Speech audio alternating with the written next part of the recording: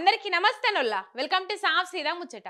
పాపం కేసీఆర్ సారు 10 ఏండ్ల పాలన చేసిండు గాని జనాలను గోస ఉచ్చుకోవాలనని తెలవకపాయ్.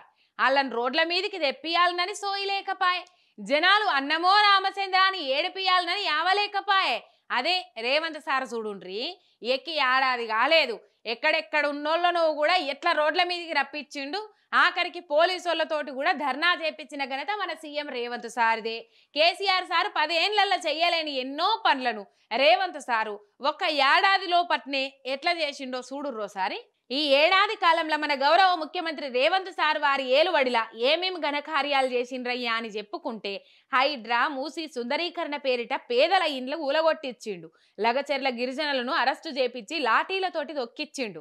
గిరిజన ఆడబిడ్డల మీద పోలీసులతోటి అడ్డగోలు చేతిలేపిచ్చిండు. గిరిజనుల భూములు ఇయ్యకుంటే మీ సంగతే చూస్తానని సోదరులతోటి బెదిరిస్తాండు. బెటాలియన్ కానిస్టేబుల్ను వాళ్ళ ఇంటోళ్లను రోడ్ల మీద గుంజుకొచ్చిండ్రు. గ్రూప్స్ అభ్యర్థులను లాఠీలతోటి దన్నిచ్చిండు. మహిళా సంఘాలను 7 కాడ అడ్డగిచ్చిండు. జర్నలిస్టుల మీద అనుచరులతోటి దాడులు చేపించిండు. సిరిసిల్ల నేతన్నలకు పని ఇచ్చుడు బంద్ చేసి అలా ఆత్మహత్యలకు కారణమైతాండు. తెలంగాణ రాష్ట్ర ప్రయోజనాలను ఢిల్లీకి తాకట్టు పెడుతుండు. తెలంగాణ తల్లి విగ్రహం తీసేసి రాజీవ్ గాంధీ విగ్రహాన్ని నడి సెక్రటేరియట్ల పెట్టించిండు. సోషల్ మీడియాలో ప్రశ్నించేటోళ్ల మీద కేసులు పెట్టిస్తుండు. ప్రభుత్వ సభలల్లా చిన్న చిన్న పిల్లగాళ్ల ముందు కూడా బూతులు మాట్లాడి ముఖ్యమంత్రి పదవికే వన్నెదేస్తుండు.